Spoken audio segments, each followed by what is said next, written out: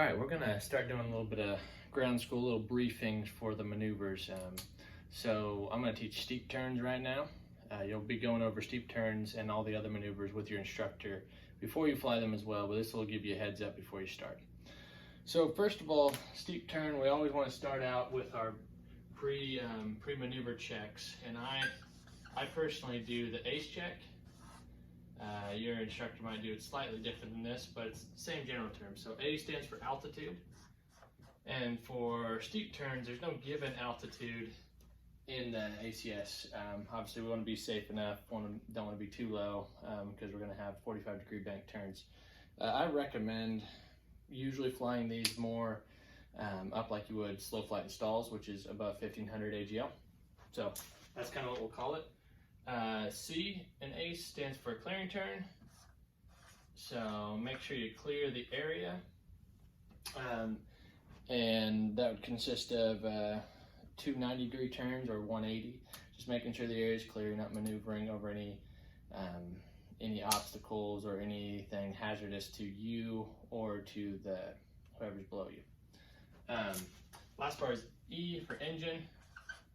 I always do a quick engine check, make sure I'm where I want to be as far as temperatures, pressures, anything that's abnormal that would cause us to be concerned. We'd want to check right then.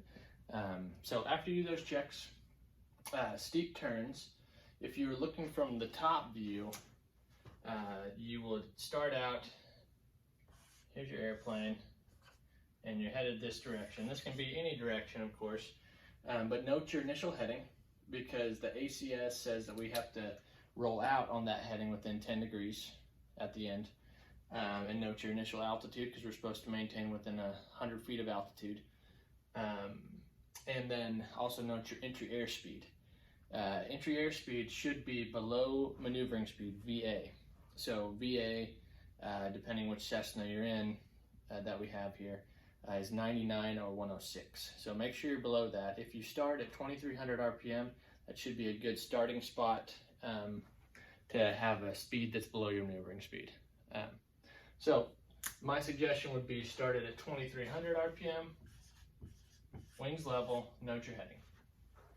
So as you start this, you're going to do a 360 one way. So if we're looking at the top down here, you're going to do a whole 360 one direction. And then you're going to roll out. And as you're rolling out, you're going to do a whole 360 the other direction, which our poster is going to get in the way.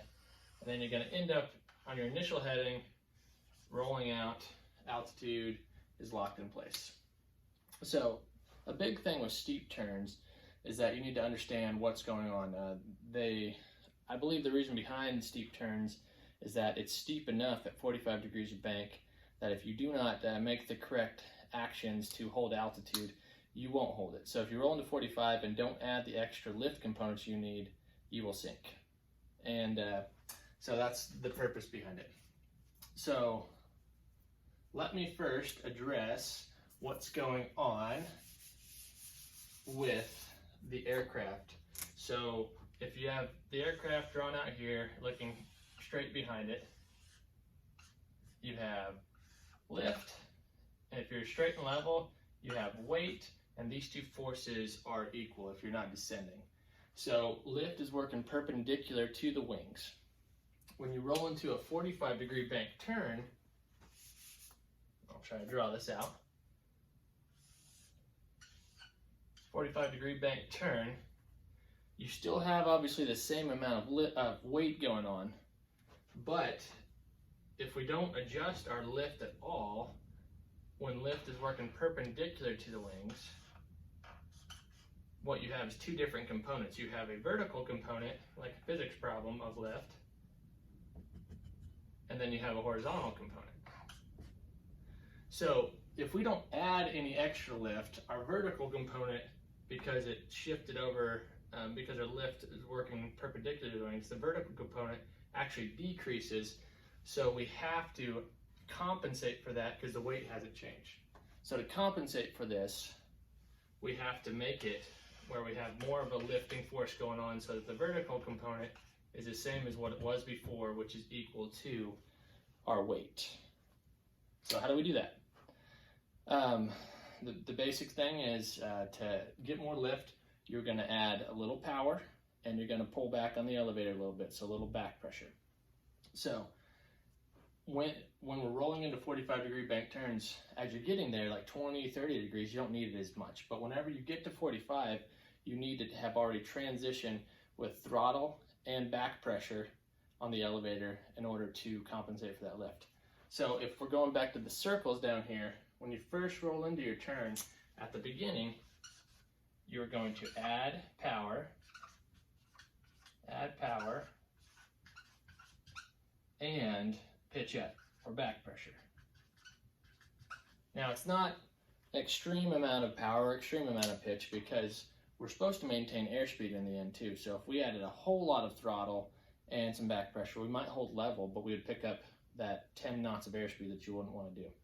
So you're going to practice this with your instructor. You're going to see a demo, but as you roll into it, you're rolling in and you're pulling and you're adding power all at the same time. And what you'll find is this gets to be pretty constant from this point as you're going around your circle until you get closer to rolling back out. And when you're rolling back out, obviously you want to take away the power and the pitch components so that you don't gain altitude as you roll back out. So you take them away at the end to roll out. A big help that I've found is, this sounds great in concept, and then you go out there and you got like your panel here, and you're staring at instruments trying to make them match up with the standards. The easiest way is to learn it, how it looks outside the plane first. So I'll try to draw this, hopefully it shows well enough on this video. But if you can kind of memorize a sight picture of what it looks like, it'll help you to hit those altitudes and speeds and bank angles. So when you're rolling into it, if you have a horizon here, define your markers, it's going to hit the cowling at a specific spot. And so you're adding pitch, you're adding power, you're adding back pressure. If you get used to what this sight picture looks like, where the horizon hits your cowling, that will help you a ton. So there's your, maybe you can see the screen better. So if you get a good sight picture, you can establish it here, and then you can go to the attitude indicator to see if you're doing 45 degrees, the altimeter to make sure you're maintaining altitude.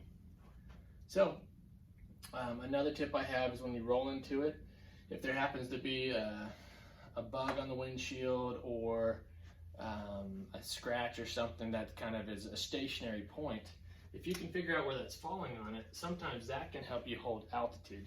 So if I got a bug just above the horizon, instead of staring at the altimeter the whole time, I can keep that bug the same distance from the horizon with pitch, and that helps me maintain altitude without having to stare at the altimeter. So, but divide attention, start outside the aircraft, looking outside, bring it back in to look at the instruments and verify what you're doing is what you're supposed to be doing, and roll out on your headings appropriately. Take away pitch and power whenever you're finished up with it. So hopefully that was a decent briefing for you to get started with this maneuver. You'll go over it with your instructor, but this is a good way that you can review later. I guess the only last thing I would say is there are some common errors associated with this. One is if you don't bank enough.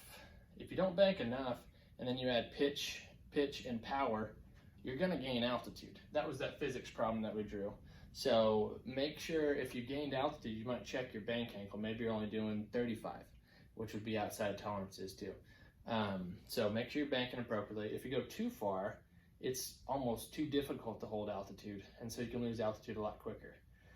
Ways to get out of this if you lose altitude is you can momentarily lessen the bank angle, because that'll bring your vertical component of lift back up to gain it back.